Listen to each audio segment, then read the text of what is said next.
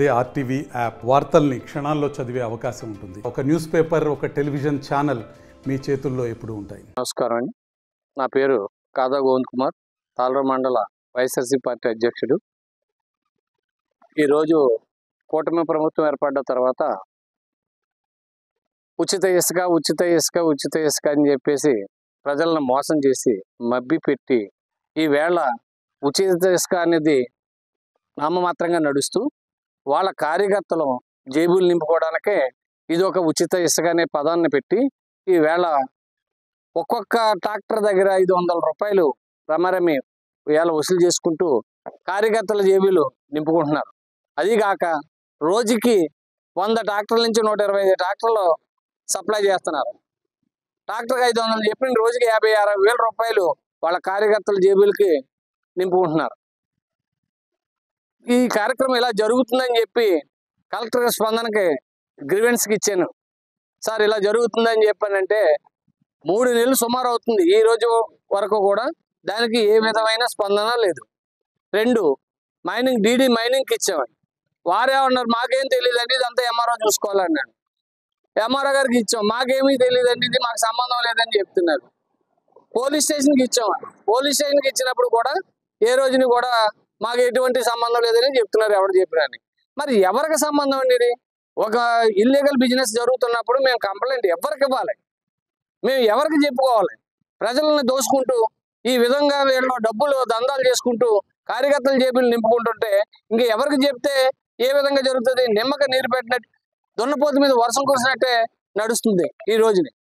ఈ రోజును ఏ అధికారి దగ్గరికి వెళ్ళినా కనీసం స్పందించట్లే.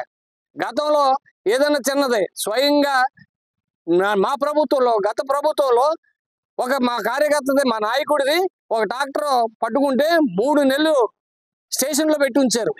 దానికి కోర్టుకి ఫైన్ కట్టి చిన్న తప్పుకి 3 నెలలు పట్టింది. ఈవేళ యజాచిగా గోదావరిలో ఉన్న మొత్తం ఇసుకంతా దోసేసుకుంటున్నారు. అది కాక తాళ్ళూరు మండలంలో ఆ మైనింగ్ ఈ ఇసుకకి రీచ్లు లేవు. రీచ్లు లేకపోయినా కానీ, పర్మిషన్ లేకపోయినా కానీ వాళ్ళు ఇష్టారాజ్యంగా నడిపేస్తున్నారు. కోరంగి పంచాయతీ సీతారాంపురం, తాళ్ళూరు పంచాయతీలో ఇసుక అమ్ముతున్నారు. ఎలాగ అమ్ముతున్నారు? వాళ్ళకి ఏ విధమైన పర్మిషన్ ఉంది? ఏ పర్మిషన్ ఉందని అక్కడ ఏమైనా గోదావరిలో రీచ్లు ఉన్నాయి? వాళ్ళకి గోదావరి ఉందా, రీచ్లు ఉన్నాయా, ఏమున్నాయని చెప్పేసి అక్కడ ఇసుక తెచ్చి అమ్ముతున్నారు. దానికి ఏమన్నంటే అనాథగా వస్తుంది అంటున్నారు. అనాథగా రావడం ఏంటి? అక్కడ పర్మిషన్ లేనప్పుడు మీరు అక్కడ ఎలా నడుపుతున్నారు? మీరు కేవలం కార్యకర్తల జేబులు నింపడం కోసమే వీళ్ళు ఇండైరెక్ట్ గా బిజినెస్ చేసేస్తున్నారు.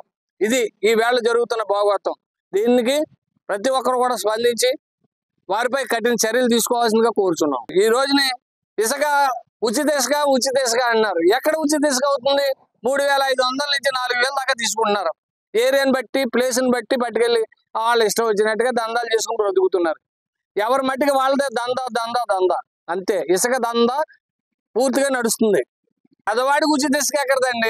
ఏదో పేరుకి చెప్పుకోవడం తప్ప, బొబ్బ గోవిందుడు ముడుపులు శ్రీనివాసుడు అన్నట్టు పేదవాడి పేరు చెప్పి వాళ్ళ కార్యకర్తలు జేబులు నించుకోవడానికి తప్ప వేరే ఆప్షన్ అంటూ ఏమీ లేదు.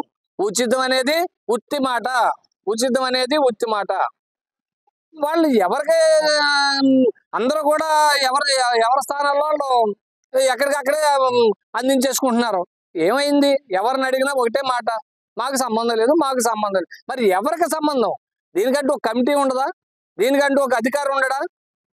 ఉచిత ఇసుక అనే దాని మీద ఒక కమిటీ ఉండదా? ఎంఆర్ఓ రెస్పాండ్ అవరు, ఎస్ఐ రెస్పాండ్ అవడు. కలెక్టర్ గారికే ఇచ్చాం. కలెక్టర్ గ్రీవెన్స్లు ఇస్తే 3 నెలల సుమారు అయ్యింది. ఇప్పుడు స్పందన లేదు. ఇప్పుడు ఇసుక అసలు వితౌట్ గవర్నమెంట్ పర్మిషన్ లేకుండా ఎవరికి కూడా ఇప్పుడు ఇసుక తీయలేదు. ఎప్పుడు కూడా ఎవరో కనీసం మా ప్రభుత్వంలో పారదర్శకంగా గవర్నమెంట్కి ఆదాయం కలిగేలాగా ఏర్పాటు చేశారే తప్ప ఇలా ఉచితాలు మీరు దోసుకు తినేయండి అని ఎవరు చెప్పలేదు. మరిన్ని వీడియోస్ కోసం ఛానల్ ని సబ్స్క్రైబ్ చేయండి. లేటెస్ట్ అప్డేట్స్ కోసం వాట్సాప్ ఛానల్ ని ఫాలో అవ్వండి. ఆ లింక్ డిస్క్రిప్షన్ లో ఉంది.